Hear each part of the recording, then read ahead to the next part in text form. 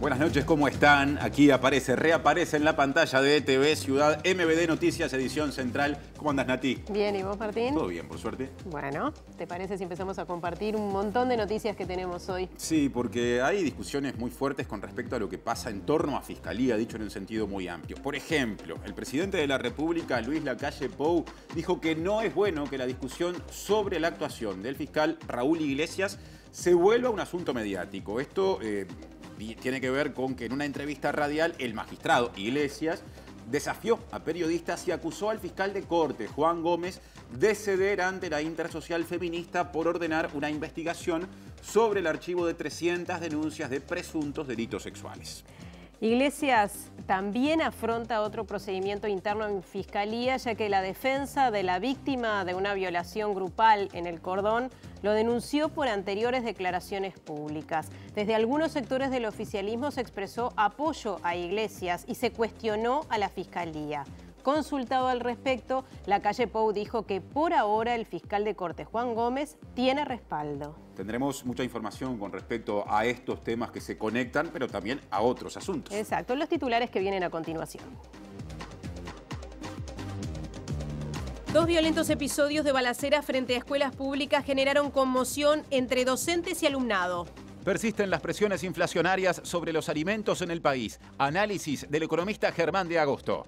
Uruguay vive su tercera ola de COVID, según el director de la Cátedra de Enfermedades Infecciosas de la Universidad de la República. El presidente de la República, Luis Lacalle Pou, dijo que no hay marcha atrás con el fin de las medidas sanitarias, a pesar del aumento de casos de la COVID-19.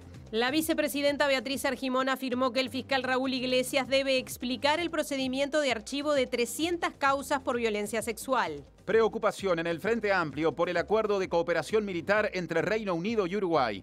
Temen que se relacione con intereses sobre la soberanía en las Islas Malvinas. La coordinadora de trabajadores de Jornales Solidarios y del Plan ABC reclama una solución ante el eventual cierre de los dos programas. Funcionario de UTE cobra sueldo de gerente, está en pase en comisión con senador nacionalista y ofrece servicios energéticos de una empresa privada a grandes clientes de la estatal eléctrica. Académicos advierten sobre impactos ambientales, patrimoniales y paisajísticos del megaproyecto que impulsa una isla artificial frente a la Rambla de Punta Gorda.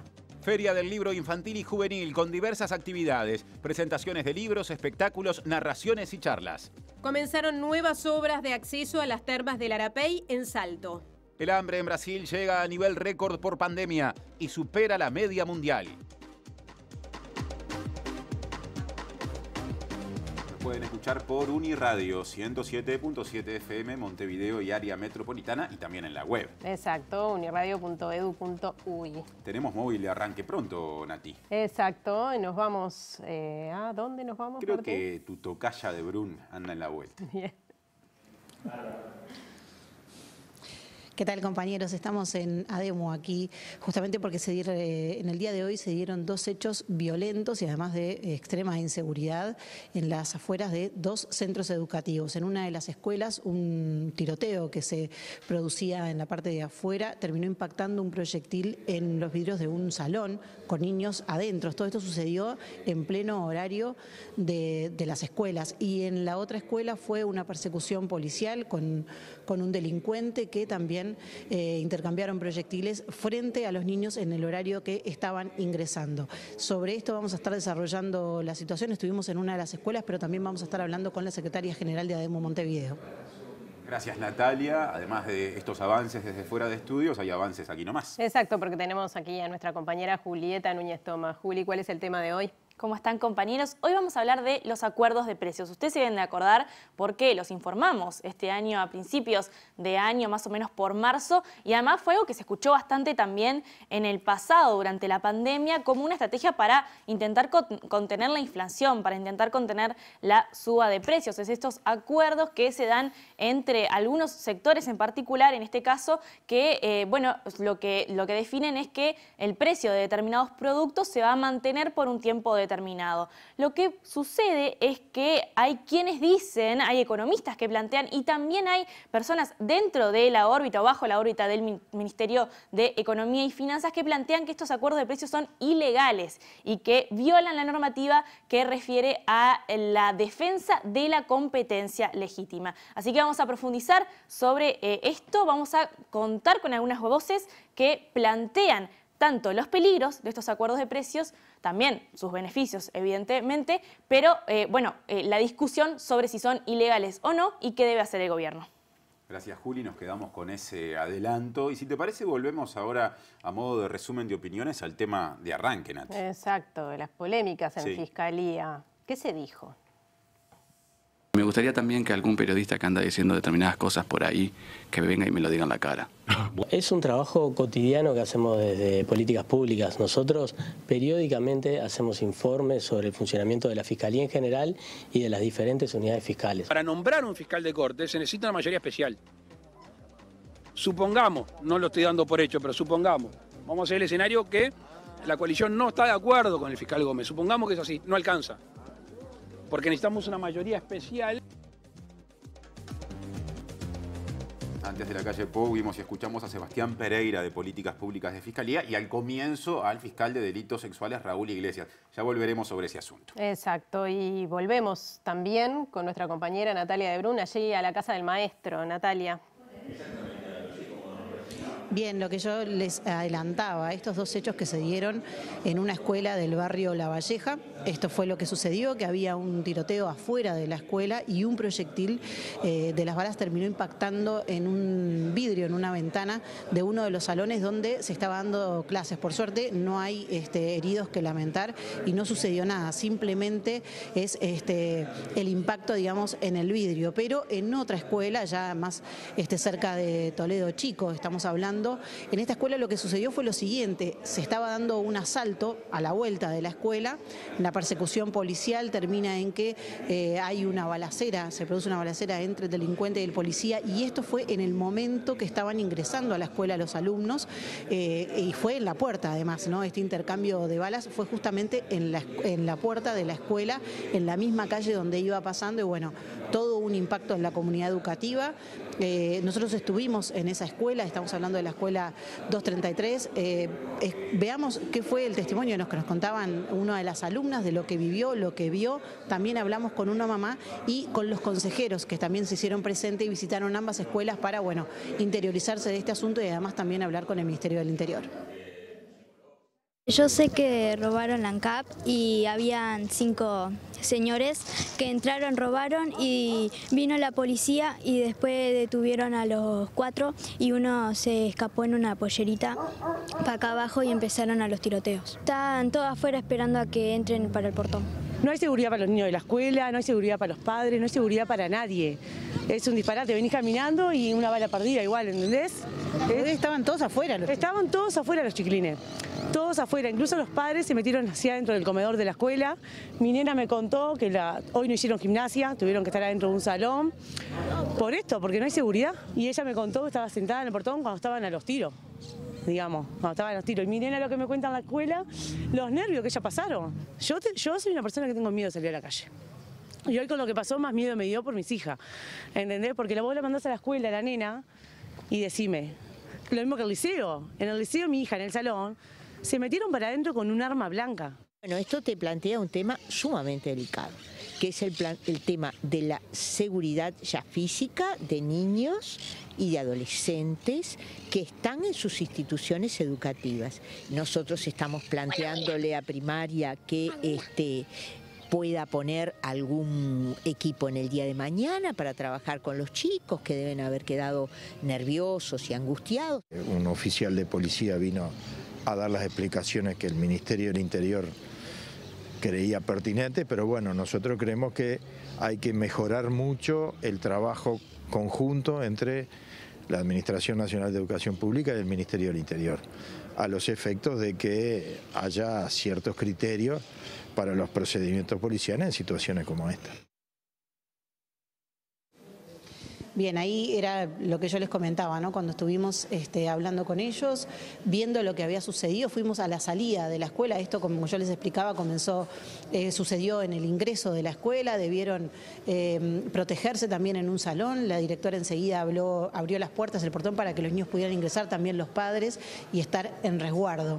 Desde ADEMU, Montevideo, bueno, se convocó a una conferencia de prensa para hablar de esto también. El problema de inseguridad, lo que hoy sucedió, no es solamente un hecho aislado o algo puntual, es algo que sucede, los problemas de inseguridad básicamente, no solo temas de balacera, sino que sucede muy a menudo. Esto en torno a los centros educativos. Estamos junto a la secretaria general de ADEMU Montevideo para hablar de esto, ¿no? Un poco más allá de lo sucedido en el día de hoy, ustedes el planteo que hacen es los problemas de inseguridad que hay en torno a los centros educativos. Sí, buenas noches. En realidad es exactamente eso. Nosotros ya hemos tenido, como ustedes sabrán, una entrevista con el ministro del Interior y con el encargado de Seguridad y Convivencia Ciudadana hace unas semanas, con un tema, bueno, de la misma índole, la inseguridad que han vivido algunos docentes y, por supuesto, preocupados por además los niños principalmente. Y bueno, ahora lamentablemente nos encontramos nuevamente con situaciones de este tipo. En el día de hoy, precisamente, dos situaciones bastante, para nosotros, preocupantes, muy preocupantes, cualquiera de las dos, ¿no? Bueno, una en la entrada de la escuela, en horario de entrada de la escuela, donde era un procedimiento policial. Nosotros eso podemos entender, pero bueno, lo que nos preocupa profundamente es que haya sido cercano a la escuela, prácticamente en la puerta de la escuela, en el horario de entrada, donde, bueno, el riesgo de vida y de seguridad de niños y docentes y de padres, familias también, bueno, estuvo latente. Y ni hablar el otro, en el que, bueno, también ese impacto de bala en el vidrio de un salón donde un maestro estaba trabajando junto con sus niños, junto con los chiquitos allí. Y bueno, imagínense ustedes lo que significa después trabajar, seguir de alguna manera la jornada ante una situación de este tipo, ¿no? En ese sentido, justamente te quería preguntar, ¿qué se va a hacer, como si va a haber alguna atención para los docentes que vivieron esta situación y también los niños, ¿no? Porque tanto los niños del salón como los que estaban ingresando a esa escuela, mismo el relato de ellos eran que habían quedado muy nerviosos. Bueno, tú sabes que en realidad Primaria cuenta con la Dirección General de Educación Inicial y Primaria, cuenta con los programas de equipos de escuelas disfrutables y, bueno, en casos como estos se hacen presentes. Es más, ya las autoridades de las escuelas, las directoras de las escuelas se han puesto en contacto, bueno, también el cuerpo inspectivo, como para que se hagan presente en las escuelas y de alguna manera poder apoyar también a esos docentes, a esos niños que, por supuesto, que lo viven como una situación, como lo que es, ¿no? Preocupante, estresante, angustiante y, bueno, estarán allí presentes para eso. Manifestabas que ustedes ya habían tenido un diálogo con el Ministerio del Interior. A raíz de esta situación, ¿han vuelto a convocar alguna reunión o haber solicitado para que haya más seguridad? Bueno, nosotros en realidad nos mantenemos en contacto directo en el día de hoy. Además, en mi rol de secretaria general del sindicato me he puesto en comunicación con el encargado de seguridad inmediatamente y, bueno, y le transmito de una y a la hora y media le informo sobre la otra situación. Nosotros como sindicato no tenemos pensado al momento una nueva reunión, pero sí estamos abiertos a que seamos convocados a una nueva reunión. En esa entrevista que hemos tenido con ellos, bueno, fuimos en una situación de no solo reclamo, sino también de poder trabajar en conjunto, de poder buscar alternativas conjuntas, de trabajar, de sensibilizar a las familias, de poder trabajar con esas familias, trabajar también con nuestros niños, trabajar con esos compañeros, apoyar a nuestros compañeros ante situaciones de este tipo. Bien, muchísimas gracias. Acá hay dos situaciones que son bien distintas. Una era un procedimiento policial y por eso también se hace tanto hincapié en lo que es el Ministerio del Interior y la respuesta que ya se le había solicitado con respecto a este tema, ¿no? Había como un acuerdo de que por lo menos los procedimientos policiales se evitaran en lo que era, o se tomara el cuidado cuando estaban cerca de un centro educativo. Lo otro fue un hecho más delictivo. No hubo policías que estaban participando, sino era un tiroteo tiroteo, no, se desconoce un poco sí entre quiénes, pero bueno, que termina llegando esa bala que pudo ser una bala perdida que con un con un daño que por suerte no sucedió y simplemente alcanzó a esa ventana. Pero la situación que vivieron los niños y puntualmente esa maestra allí en el salón claramente no es menor y por eso es que se pide más seguridad. Muchas gracias, Natalia, por esta salida de arranque en el MBD Noticias Central de hoy. Ahora vamos cambiando de tema porque desde madres y familiares de uruguayos detenidos desaparecidos se expresó preocupación como consecuencia de expresiones en sala de un senador del Partido Nacional. Sí, recordémoslo, fue algo que sucedió la semana pasada cuando la senadora Amanda de la Ventura asume la presidencia del Senado con una camiseta con la consigna "Todos somos familiares", y Penades le dice mi partido no se siente representado por esta camiseta. Entonces, desde madres y familiares de detenidos desaparecidos se pide una explicación de alguna manera porque Penades pertenece al mismo sector partidario que el presidente de la República. El senador Penades dijo que la camiseta "Todos somos familiares" hiere la sensibilidad de su partido. Yo creo que mismos votantes de su partido seguramente se vieron convocados para pararse en otro lugar.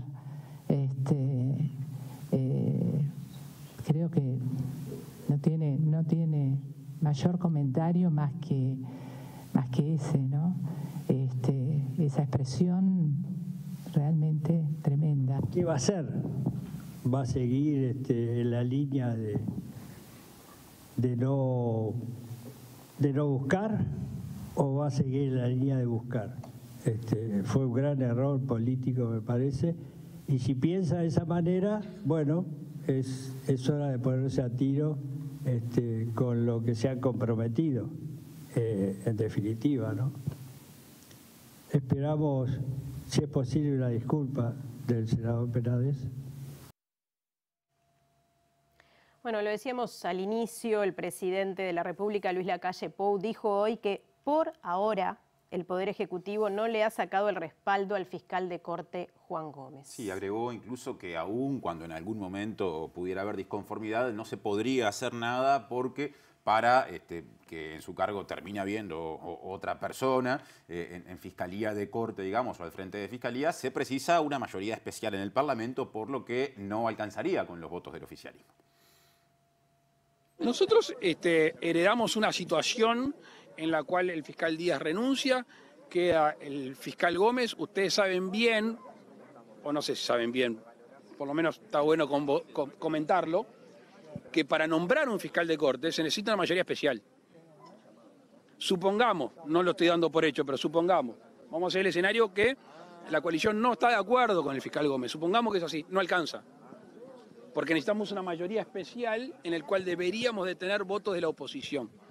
Con lo cual, si el presidente de la República respalda o no respalda, en este caso, al fiscal Gómez, no digo que poco importe, pero no alcanza o no sería suficiente. Hasta ahora, y voy a la parte medular de tu pregunta, el Poder Ejecutivo no le ha sacado el respaldo de alguna manera al fiscal Gómez, que insisto, si mañana decimos que no lo respaldamos, si no tenemos los votos, da exactamente lo mismo, porque tiene que ser más allá de los legisladores que tiene la coalición. Y el fiscal de corte, Juan Gómez, ordenó una investigación al interior de Fiscalía luego de que el fiscal de delitos sexuales, Raúl Iglesias, ordenara el archivo de unas 300 denuncias vinculadas con presuntos delitos sexuales. La investigación fue derivada al Departamento de Políticas Públicas de Fiscalía a cargo del politólogo Sebastián Pereira, quien aclaró que no es habitual que se archive tanta cantidad de casos en tan pocos días. Una denuncia puede ser archivada si los hechos relatados en la denuncia no constituyen delito, si los antecedentes y datos suministrados indican que encuentra extinguida la responsabilidad penal del imputado o si las actuaciones cumplidas no hubieran producido resultados que permitan la continuación útil de la indagatoria. Tras su llegada a la Fiscalía de Delitos Sexuales, el fiscal Raúl Iglesias archivó 300 casos. Eso preocupó a la Intersocial Feminista y le plantearon al fiscal de corte, Juan Gómez, que se investigara. Él mismo pidió un análisis pormenorizado de los casos que se está llevando adelante por el Departamento de Políticas Públicas. Bueno, es un trabajo cotidiano que hacemos desde Políticas Públicas. Nosotros periódicamente hacemos informes sobre el funcionamiento de la Fiscalía en general y de las diferentes unidades fiscales. O sea, no es no es un informe específico, no tiene ninguna característica nuevas de los informes que hacemos cotidianamente.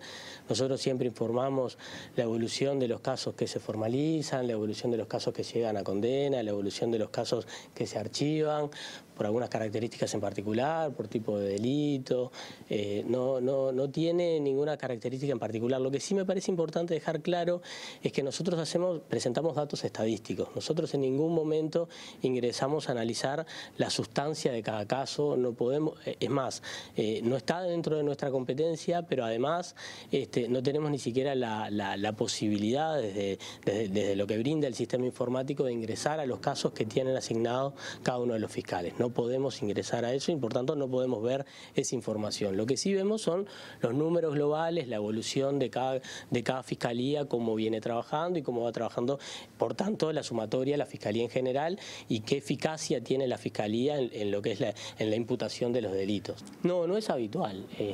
Si nosotros analizamos cómo es la evolución global de los archivos, no es algo habitual, no es algo que suceda habitualmente. Según Pereira, en ningún momento se vulnera la independencia técnica del fiscal por este informe. Bueno, y el fiscal Raúl Iglesias hoy hizo nuevamente declaraciones públicas. Claro, habló en Radio Mundo y allí, además de acusar a Juan Gómez por esta investigación interna en Fiscalía, también la emprendió contra periodistas, desafiándolos y desafiándolas a que hagan acusaciones sobre él en su cara. Defenderme de determinados agravios que no corresponden. Y me gustaría también que algún periodista que anda diciendo determinadas cosas por ahí, que venga y me lo diga en la cara. Bueno, ¿a quién alude? ¿De qué comentarios está hablando? Determinados periodistas que salen a decir cualquier cosa. ¿Pero cuáles, por ejemplo? No le voy a dar el nombre, ellos saben muy bien quiénes son. Estoy en Uruguay 1125. Que vengan y me lo digan en la cara. Estos temas han generado mucha repercusión a nivel política. También habló la vicepresidenta de la República, Beatriz Argimón, que dijo que Iglesias, a quien veíamos recién, tiene que explicar el porqué del archivo de las 300 denuncias. Y enfatizó que los funcionarios deben estar preparados para recibir pronunciamientos de distintas organizaciones. Me parece muy bueno que se informe correctamente a la opinión pública, porque obviamente es un tema de alta sensibilidad, donde todos sabemos lo que implica para una víctima llegar a dar el paso de una denuncia. Entonces es muy importante que se informe. Todos sabemos que los archivos forman parte de la vida de un proceso judicial. Ante el reclamo del fiscal Iglesias por supuestas presiones de las organizaciones feministas, la vicepresidenta de la República entiende que los funcionarios públicos deben estar preparados para recibir críticas y mantener la independencia. Yo no sé si él sufrió presiones o no. Lo que sí sé es que quienes llevamos adelante actividades públicas, uno de los temas a los cuales tenemos que estar preparados es a recibir opiniones de las más diversas. Y en ese sentido me parece que jueces, fiscales y actores políticos sabemos que las opiniones de colectivos o de la ciudadanía son un elemento a considerar, pero no significan presiones.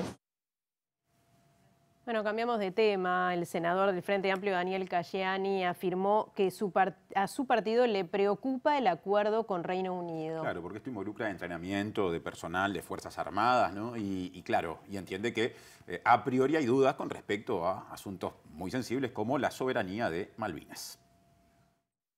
Tras la visita del presidente Luis Lacalle Pou a Reino Unido, Cancillería emitió un comunicado afirmando que ambos países se comprometieron a mejorar la cooperación en defensa y seguridad. El documento sostiene que Reino Unido continuará invirtiendo en capacitación y entrenamiento para las Fuerzas Armadas uruguayas y que brindará apoyo a Uruguay, contribuyente a las operaciones de mantenimiento de la paz de la ONU. La oposición entiende que la política exterior del Uruguay no tiene una orientación clara y realizará un pedido de informes para conocer el contenido del acuerdo entre ambos países.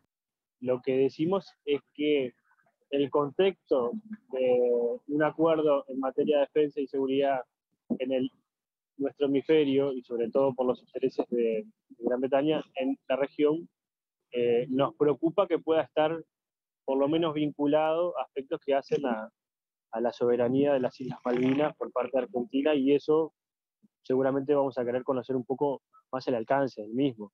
Uruguay tiene firmados acuerdos de cooperación en defensa y en seguridad con muchos países de la región y del mundo, y sin duda eso también se ha hecho en diferentes gobiernos, pero sin duda queremos conocer un poco más el texto. Lo que nos preocupa esa situación, porque además sabemos, porque lo dijo la propia, por lo menos, embajadora del Reino Unido en Uruguay, que ese tema estuvo en conversación por parte del primer ministro y también del presidente de la República. Según la contestación de la propia Cancillería, los cursos de acción que vamos a dar. De todas maneras, nosotros tenemos pendiente en la Comisión de Asuntos Internacionales la aprobación de un proyecto de declaración que presentamos como Frente Amplio con respecto al tema Malvinas, que esperamos que en las próximas horas también se pueda concretar. Más asuntos políticos. En el Frente Amplio se entiende que la Junta de Transparencia y Ética Pública, la JUTEP, no ha hecho todo lo que debería luego de que el senador nacionalista Juan Sartori no completara requerimientos sobre declaraciones juradas. El partido de oposición promueve un proyecto de ley para que el organismo sea un ente dependiente del Parlamento. La JUTEP no ha hecho lo que debería, ¿no? Que ser más exigente en esta cuestión. Y al mismo tiempo pensamos que hay que darle más jerarquía como institución a la propia JUTEP, porque los problemas que tienen que ver con la transparencia y con la corrupción son claves para el buen funcionamiento del sistema político. Por eso hemos elaborado un proyecto de ley que terminaremos de discutir en nuestra bancada para presentar al Senado, cambiando el lugar institucional en el que está y pasando a ser un organismo que no dependa de un ministerio, sino que dependa del Parlamento, como el comisionado parlamentario, por ejemplo, o como la Institución Nacional de Derechos Humanos, y que tenga otras facultades. Así que esta situación nos llevó a ese razonamiento y a ese trabajo, y bueno, y cambiemos el marco jurídico para avanzar. Y ahora comercio, consumo, precios como asunto. Los acuerdos de precios, ¿son legales, ilegales, Julieta? Bueno, es toda una discusión en realidad. No es una discusión en términos formales, pero sí es una discusión en términos de lo que puede llegar a suceder.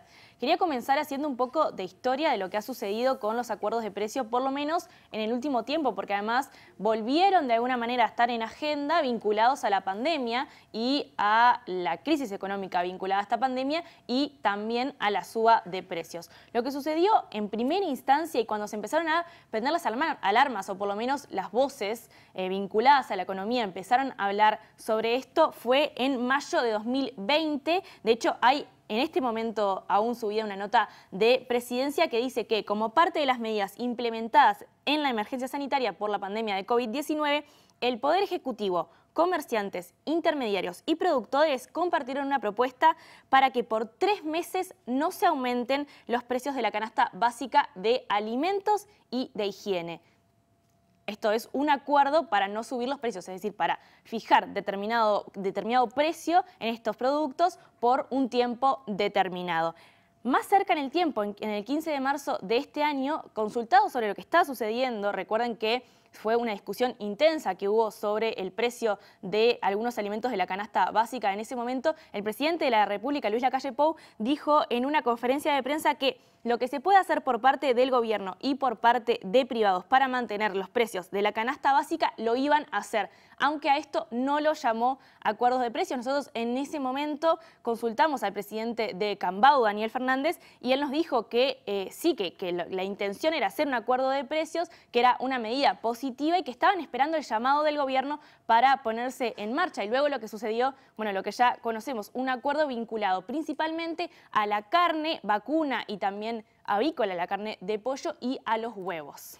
Pero Julieta, hay normativa con respecto a los acuerdos de precios. Sí, es lo que mencionábamos recién. Hay una comisión que funciona bajo la órbita del Ministerio de Economía y Finanzas, pero que es autónoma, que es la Comisión de Promoción y Defensa de la Competencia, que lo que hace es controlar que se cumpla la ley 18.159, justamente de competencia. Cuando entras a la página web de esta comisión, señalan varios ejemplos de lo que son, prácticas anticompetitivas que están prohibidas por ley en Uruguay. Y la primera que menciona es, y la voy a decir textualmente, cuando varias empresas se ponen de acuerdo en no competir en precios, fijando los mismos precios de compra y venta de manera abusiva, ¿no?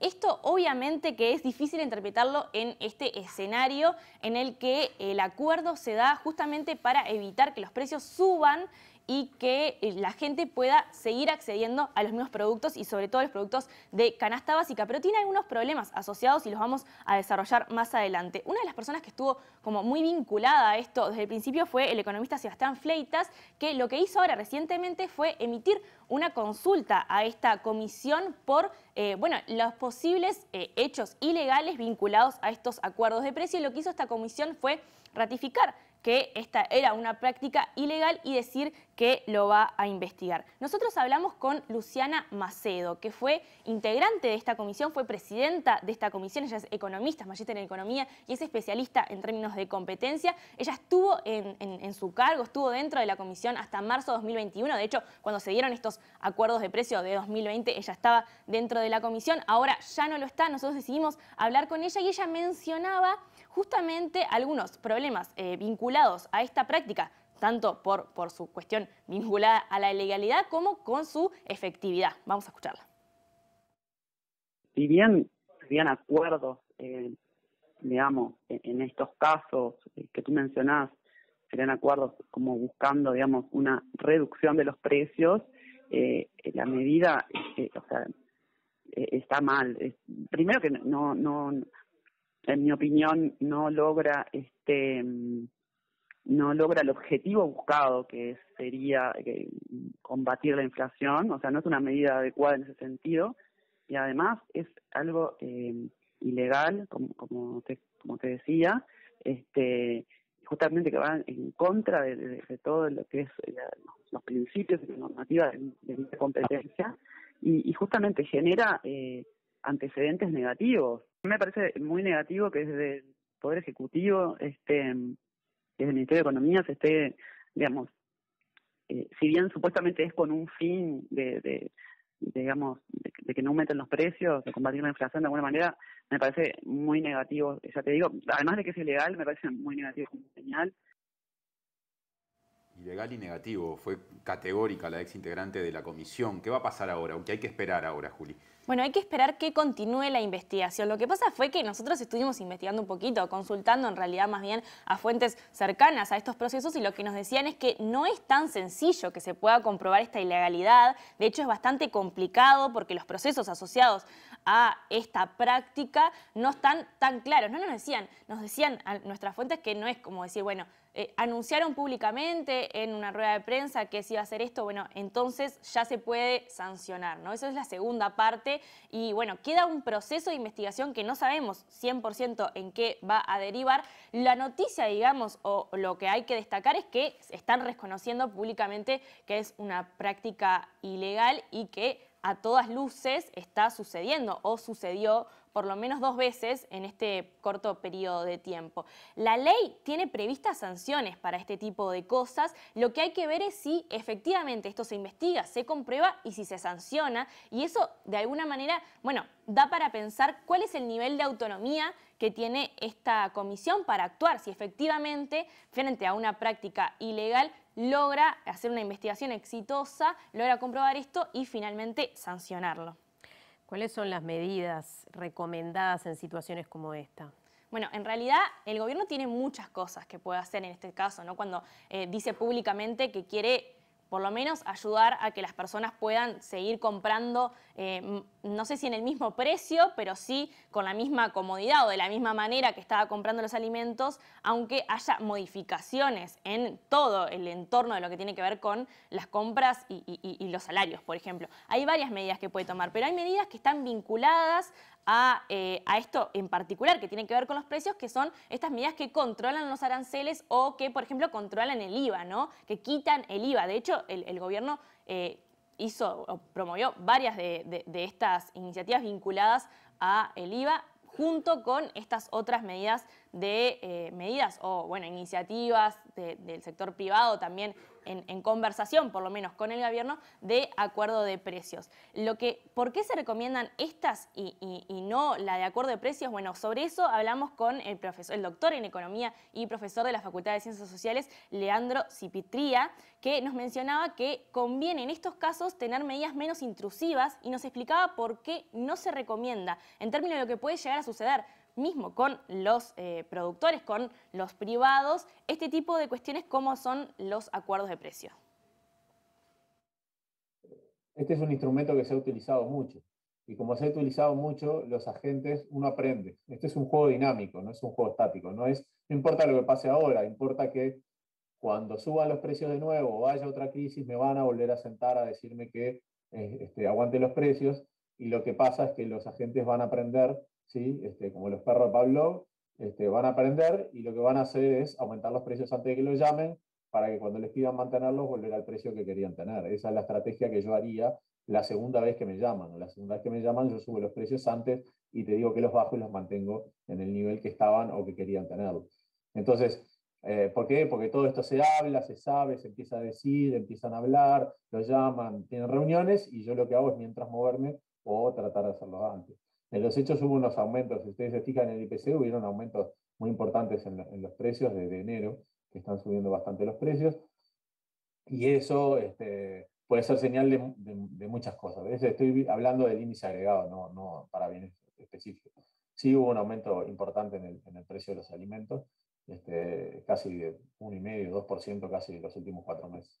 Entonces, en realidad eso genera incentivos, tratar el objetivo en última instancia es hacerlo menos intrusivo para no generar ni expectativas en los agentes que puedan afectar el mercado y sobre todo que dinámicamente no puedan prever que los van a volver a llamar para acomodar los precios en el futuro.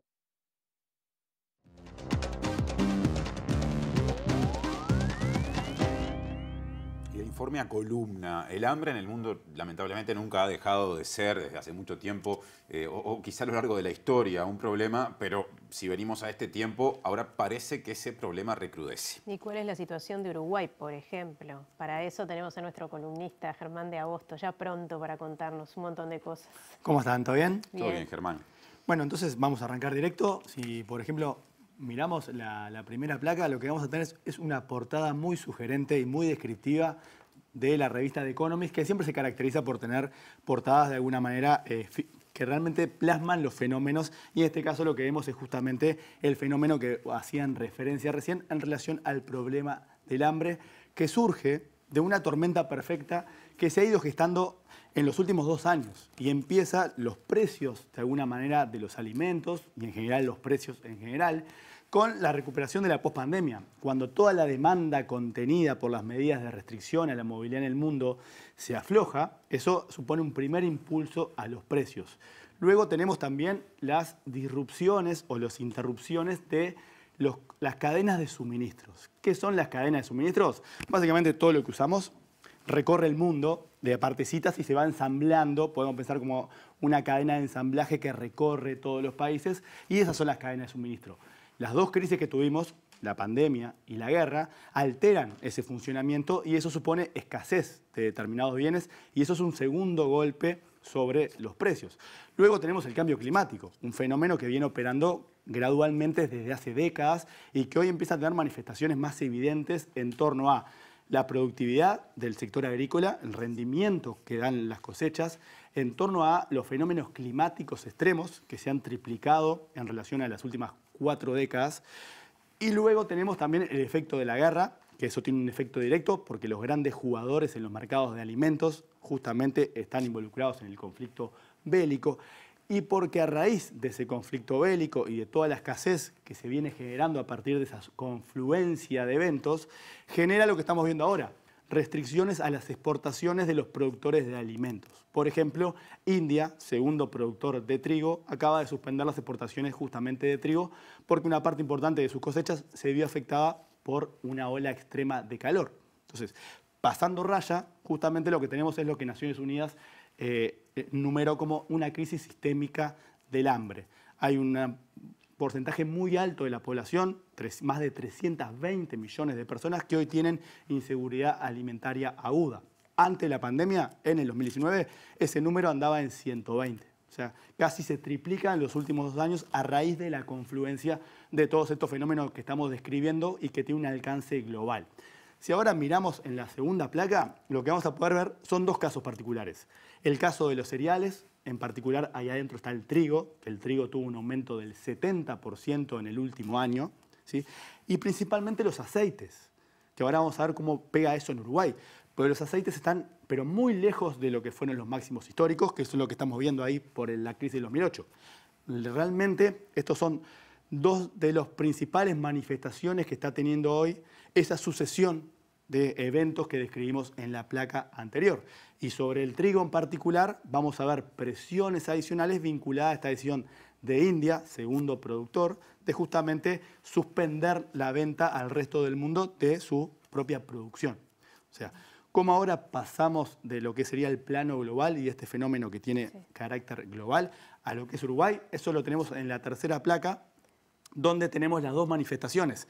Por un lado tenemos lo que es el precio de la harina relevado a partir del IPC. El IPC nos podemos meter muy adentro del IPC hasta llegar al nivel de los productos. Y en este caso lo que tenemos es la harina de trigo.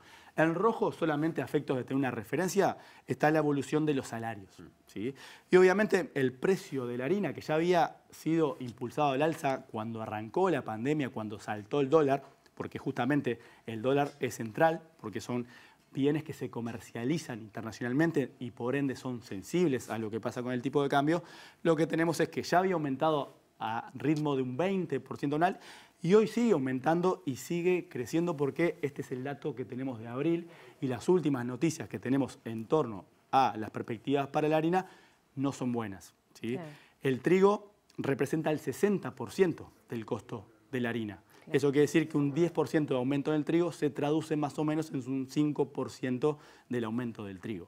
Claro. Y lo que tenemos del otro lado es la manifestación de lo que veíamos sobre el precio de los aceites. Este es el precio del aceite en nuestro país, el aceite de soja y también el aceite de girasol. Es realmente sorprendente el incremento del precio del aceite de soja que llegó a ser del 60% en los últimos meses.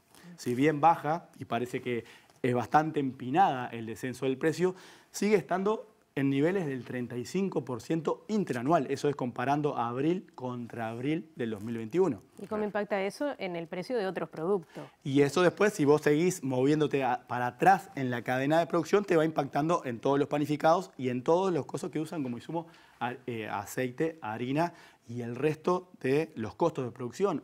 En particular, también que no lo hablamos, los fertilizantes.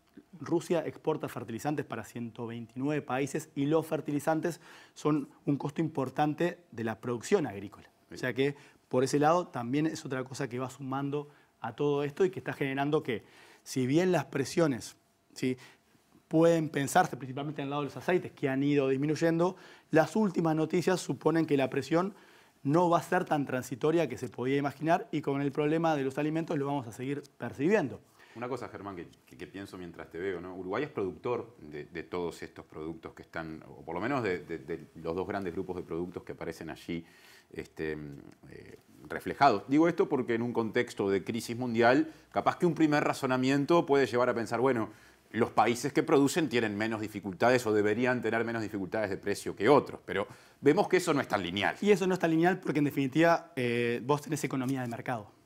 En definitiva, entonces los precios, por más que nosotros produzcamos acá, los precios son determinados por la conjunción de la oferta y la demanda Aquello interna. de somos tomadores de precio, que se dice muchas veces. Exacto. Las cosas que nosotros exportamos al resto del mundo son commodities y el commodity viene de que son productos que por su naturaleza intrínseca no se distinguen en relación a lo que producen otros países y eso supone que los precios vienen dados por más que nosotros seamos productores. En Argentina ante esto recurren a herramientas como las, si no digo mal, detracciones o retenciones. En el caso del trigo, por ejemplo. Bueno, si lo pensás en ese sentido, lo que hablábamos recién, que fue lo que hizo India. De alguna manera limitó las exportaciones para abastecer al mercado interno y obviamente eso tiene otro conjunto de consecuencias, ¿sí? En particular Argentina no es modelo de nada, eso es una opinión personal, pero en particular ¿sí? Estas cosas, dado que vos estás inserto en una economía global y de mercado, es como un dato de letra. Y el De alguna tamaño, manera, por más el tamaño de Uruguay también debe pesar a la hora de tomar medidas parecidas, ¿no? Y exactamente. Y ahora una encuesta de equipos, por ejemplo, no, perdón, de equipos consultores, decía Sí. que el 50% de la población piensa que el conflicto entre Rusia y Ucrania no tiene impacto o tiene muy poco impacto en la economía del Uruguay y en la economía personal. Básicamente es algo que refutan todas las placas que fuimos viendo, cómo se traslada, dado que la realidad es la que tenemos. Es una economía de mercado sobre la cual todos podemos tener valoraciones distintas, pero no podemos afectarla, por más que nosotros pensemos que hay un montón de cosas que están bien. En definitiva, el funcionamiento hoy por hoy y el hecho de que por más que produzcamos cosas, los precios vienen determinados por factores extra uruguayos, ¿sí? Sigue dando que lo que tenemos es un tema complicado. Y en particular, estos dos productos son los que hacía referencia la ministra cuando anunció las medidas de bajar los aranceles, que hay es una medida que puede ser menos distorsionadora en relación a las retracciones que puede tener Argentina, por ejemplo, que básicamente trata de abaratar el costo reduciendo los impuestos que son justamente los impuestos al comercio exterior, a las importaciones. Eso debería de mitigar parcialmente, pero eso no lo va a hacer en el muy corto plazo. Ese impacto es difuso y no va a ser un impacto inmediato. Entonces, por último, para cerrar todo esto, tener en cuenta en la última placa que lo que nos viene ayudando por ahora en el frente inflacionario es esta foto que tenemos acá, que es el tipo de cambio. Los precios de todo lo que analizamos justamente están afectados por el tipo de cambio y lo que tenemos hoy por hoy, que ya está levantando muchas quejas del sector exportador, es un tipo de cambio que cayó un 10% desde que comenzó el año y que hoy volvió a perforar la barrera de los 40 pesos. Esto viene ayudando. El tema es que esto se puede dar vuelta, dado que todavía seguimos en un mundo muy convulso, y eso puede poner una presión adicional sobre todos los precios que hoy fuimos repasando, que justamente al ser objeto de comercio internacional quedan afectados por las variaciones del dólar a nivel global. Bueno, muchas gracias, Germán. Muchas gracias a usted. Seguimos con informaciones vinculadas con la realidad económica, por lo menos de mucha gente o de sectores vulnerables, porque hay una coordinadora llamada Coordinadora de Trabajadores de Jornales Solidarios y del Plan ABC, que ayer se entrevistó con el PIT-CNT, por ejemplo, que está reclamando una solución ante el eventual cierre de esos programas previstos para dentro de algunos meses, o por lo menos lo que sería el eventual cierre. Bueno, ellos defienden estos programas y aseguran que realizan un trabajo de calidad. La actual edición de los Jornales Solidarios termina el 31 de mayo, al tiempo que los trabajos del Plan ABC lo harán el 27 de junio. Si bien está previsto que ambos se extiendan, los trabajadores tienen más incertidumbres que certezas sobre las propuestas. Lo que se anunció fue que las personas de Jornales Solidarios se podrían volver a inscribir. Bien, ¿cuál es el tema? Nosotros no somos egoístas, sabemos que atrás hay muchísimas personas que quieren trabajar también como nosotros, pero tendríamos que apuntar, pienso yo, o la mayoría pensamos esto, que deberíamos apuntar al trabajo de calidad, porque el trabajo no está inventado, el trabajo existe, la mugre está en el país, en la ciudad, hay que levantarla, hay que limpiar, hay muchísimas cosas para hacer y digo, tendrían que, el poder político en su conjunto tendría que debatir esto, llegar a un acuerdo e ir por políticas más profundas, ¿no? Según SOCA, los trabajadores están realizando labores de calidad en distintas áreas del territorio. Nosotros estamos realizando, por ejemplo, en las calles el barrido, lo que es el barrido de la calle, las veredas, estamos destapando bocas de tormenta, otros compañeros están trabajando arreglando plazas, arreglando el zoológico, bueno, arreglando el Parque Lecop, muchísimos trabajos, o sea, trabajo de pintura, de trabajo de albañilería, de yeso, o sea, trabajo muy importante y de calidad para, digamos, para lo que estamos recibiendo económicamente, ¿no? Los beneficiarios de Jornales Solidarios cobran 5.300 pesos al mes, que aumentará a 10.300 pesos en la próxima edición, al tiempo que los del Plan ABC cobran 14.500 pesos mensuales. Bueno, y monotributistas del MIDES expresaron preocupación por la falta de respuesta del gobierno ante la difícil situación que atraviesan cientos de integrantes de ese sector. Hasta este momento, por lo menos por ahora, hay 15.000 personas registradas en ese rubro, pero entre 3.000 y 3.500 están inactivas. Que estén activos hay unos 12.000. Los demás están inactivos, ya sea por falta de pagos o porque decidieron inactivar la empresa para hasta lograr tener un aporte económico mejor. hay mucha gente que tuvo que cerrar sus negocios, que se vio afectada realmente y quedó sin trabajo, están totalmente sin actividad.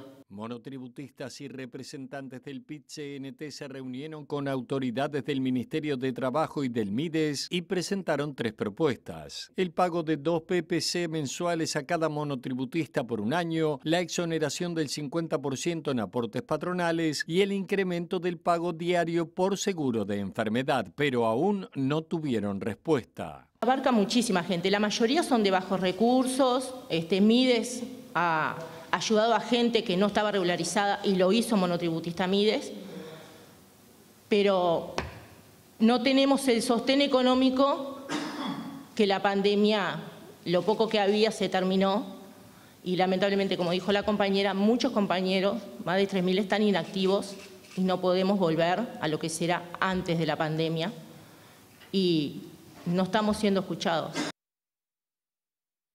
Ahora volvemos a salir de los estudios. Creo que vamos a la zona del Teatro Solís con nuestra compañera Mariana Abreu.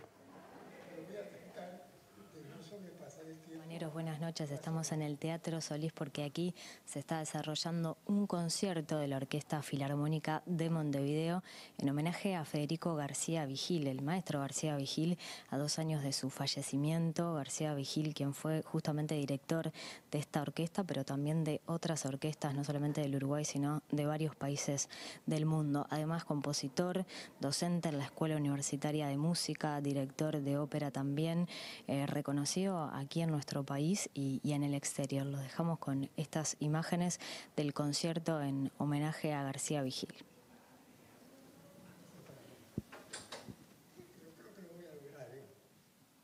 Primero voy a decir las cosas más obvias. Federico provenía de una familia de gran vocación artística.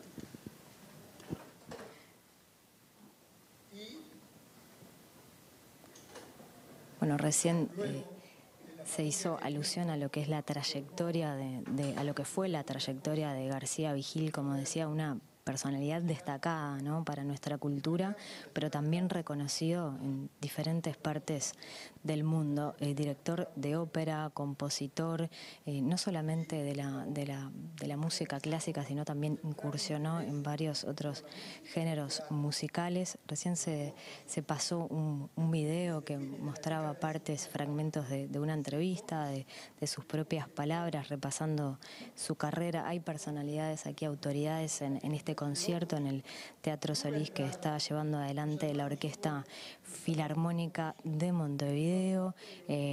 Está el director Martín García, pero también hay un director invitado, Martín Jorge.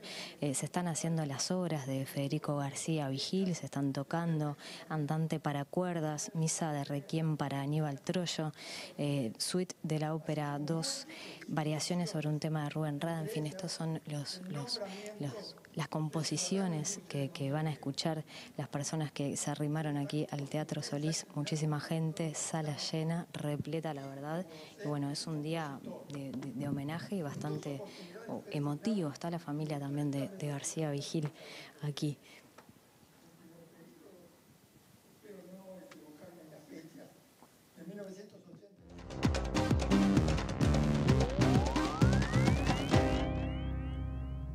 ¿Qué tal? Bienvenidos al capítulo internacional. Lo comenzamos en Brasil, donde el hambre vuelve a ser la protagonista, porque por primera vez desde el 2014, cuando fue quitado Brasil del mapa de inseguridad alimentaria por parte de organismos de la ONU, cuando tenía apenas un 14%, ha superado incluso la media mundial de 35%, está en 36% en este 2021, según los datos divulgados por la Fundación Getúlio Vargas. Esto, bueno, vuelve a poner en el tapete el tema del hambre en ese país y también va a tener algunas repercusiones a nivel electoral.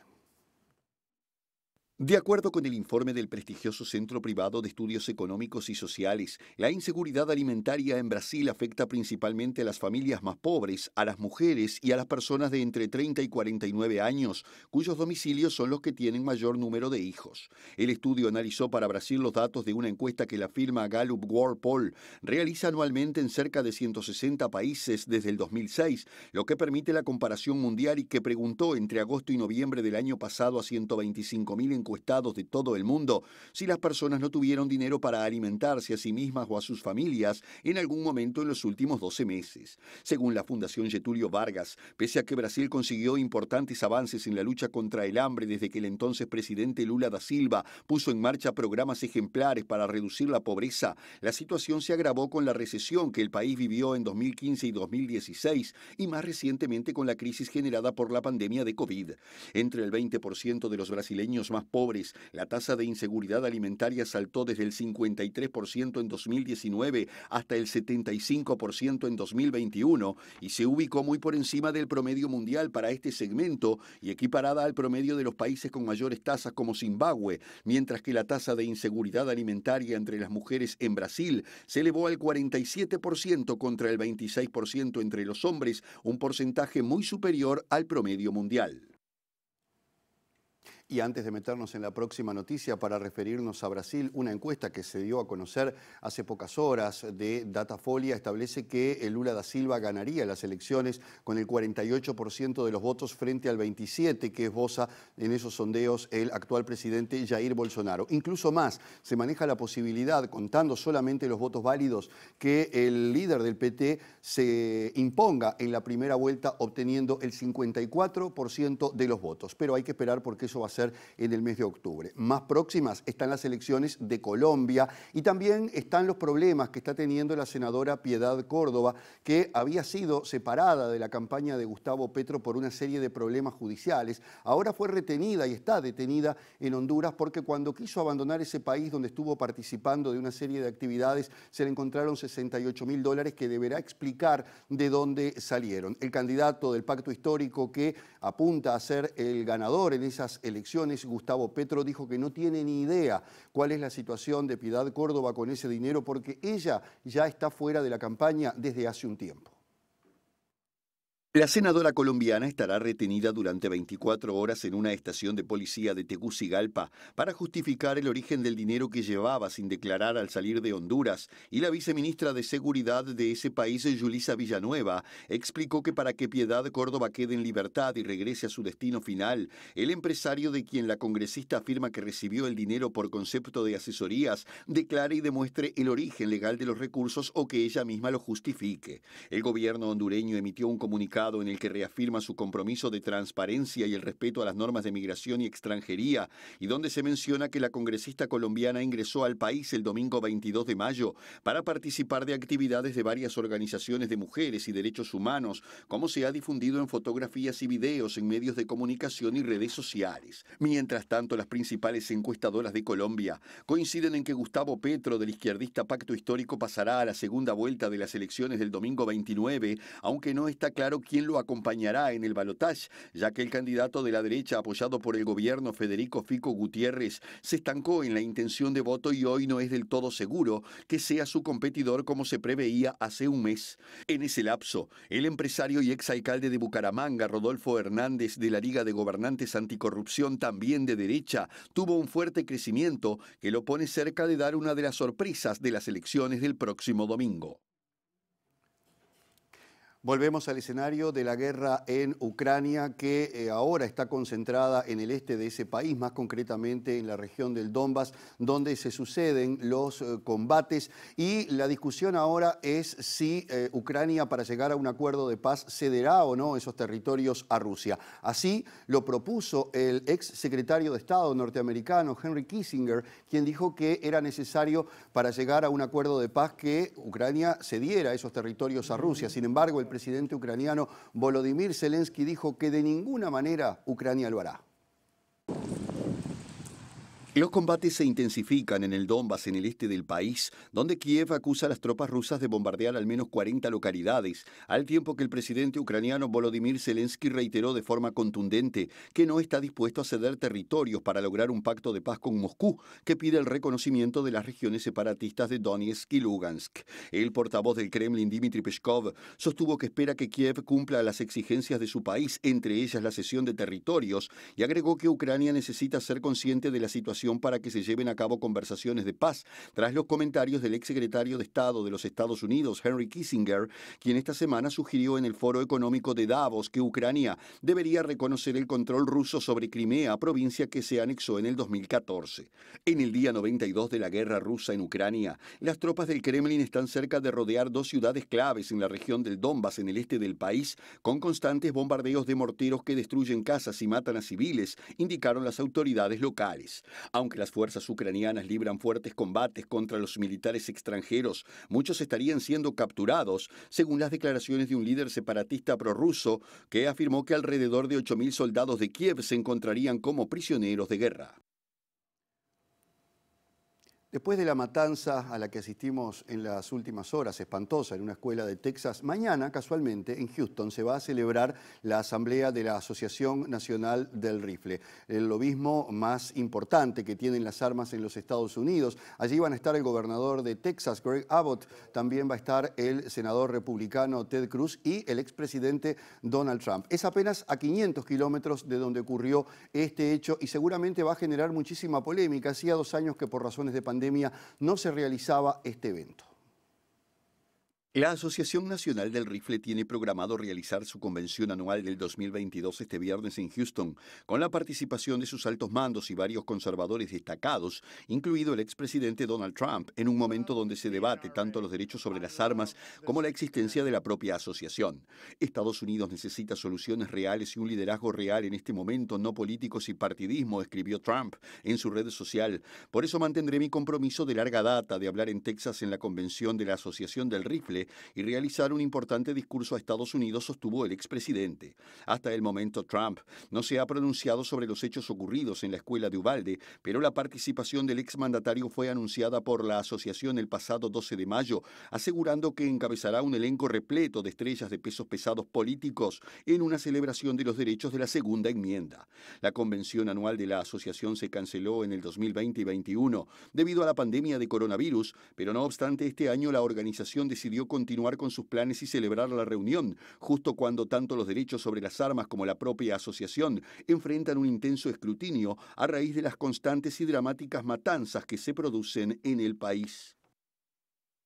Hace instantes, desde el Teatro Solís, mientras hablaba nuestra compañera Mariana Abreu, teníamos imágenes de lo que pasaba en el escenario y estaba haciendo uso de la palabra el exintendente Mariano Marana. Nacho. 2 veces intendente, que compartió con Federico García Vigil tantas veces ese escenario seguramente, o por lo menos lo ha visto desde allí, así que bueno, era bueno nombrarlo. Claro, porque evidentemente era una parte del homenaje previa al comienzo de una actuación que de repente ahora nos ofrece algún sonido de la música, veremos.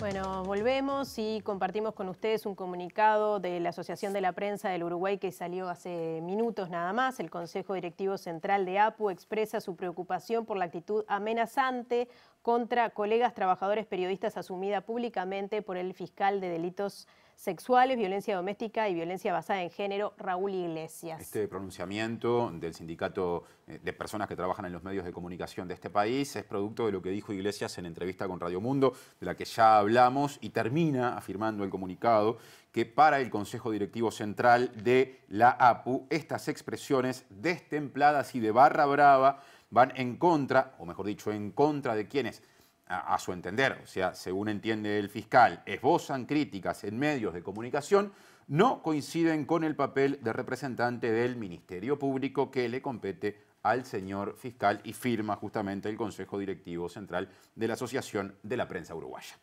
Bueno, y seguimos con otros temas, Martín, porque hasta el 31 de mayo la Fiscalía recibirá solicitudes de información y nuevos testigos que presenten denunciantes y denunciados por la extensión de la concesión de Cato Nafi para operar la terminal de contenedores del puerto de Montevideo. Posteriormente, el fiscal Gilberto Rodríguez va a analizar los pedidos y en base a eso va a resolver qué nuevas medidas de prueba tomará.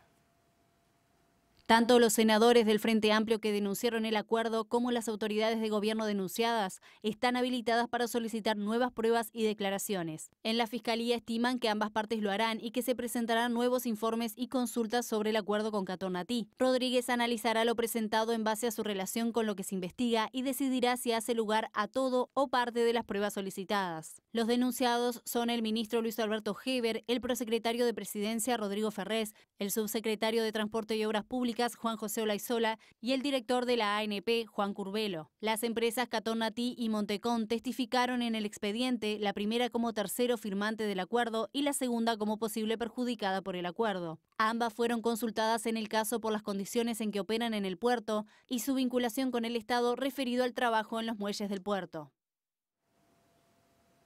Otro asunto ahora. El director de la Cátedra de Enfermedades Infecciosas de la Facultad de Medicina de la Universidad de la República, Julio Medina, aseguró que Uruguay entró en la tercera ola de contagios vinculada a la COVID-19. En su cuenta de la red social Twitter, Medina se refirió al aumento de casos registrados desde hace unas semanas y comentó que a esto también se suman los diagnósticos de infecciones por adenovirus, virus sincicial respiratorio e influenza, entre otros virus respiratorios. A modo de ejemplo, dijo Medina, y continuó, esto irá generando desafíos primero y luego dificultades crecientes a la hora de gestionar la asistencia ambulatoria, asistencia en emergencia y disponibilidad de camas en cuidados moderados. Así terminó esa reflexión. En ese sentido, el infectólogo consideró que los brotes hospitalarios seguirán aportando estrés al sistema y los brotes en personal de salud también agregarán un grado de complejidad. A usar máscara en lugares cerrados, evitar en lo posible lugares mal ventilados, no perder la oportunidad de vacunarse o recibir el refuerzo correspondiente, añadió. Ya que estamos hablando de la situación sanitaria vinculada a la COVID-19, habló de ese tema hoy el presidente de la República, Luis Lacalle Pou, en rueda de prensa y dijo que no está previsto que haya marcha atrás. No habrá marcha atrás, dijo Lacalle Pou, con respecto a las medidas sanitarias que están en este momento, que han quedado en el pasado, que ya no rigen. Esto a pesar del aumento de casos, que según dijo o afirmó el presidente, los especialistas dicen que la gravedad no es tal. Estamos con crecimiento de casos. Hoy temprano leía un infectólogo acerca de la gravedad de los casos, que no es tal. Obviamente las vacunas han ayudado muy fuertemente en ese sentido. Y bueno, y algunas medidas que hay que tomar no farmacológicas que las ha recomendado el Ministerio de Salud Pública en su momento. ¿Marcha atrás? No hay marcha atrás. No hay marcha atrás. ¿Emergencia sanitaria tampoco? No, tampoco, no hay marcha atrás. Estamos casi en el final, Nati. Exacto, repasamos el pronóstico del tiempo. Nos metemos en lo que prevé Inumet para las próximas 72 horas. Ahí está. Viernes 27 de mayo, una mínima de 7 grados y una máxima de 17, nuboso. Aparte, nos metemos en el fin de semana. Va a seguir más o menos con ese aspecto, cielo cubierto. Sábado 28 de mayo, mínima 8, máxima 16. Y recién sale el sol el domingo, pero baja la temperatura, mínima 10 grados, máxima 13. Hoy es el Día Nacional del Libro y eso va a estar en Lado B. Exactamente, así que los invitamos a continuar en la pantalla de TV Ciudad. ¿Y nosotros? Mañana estamos por acá. A las 19 horas. Lo confirmó Natalia, así que estamos. Que pasen bien.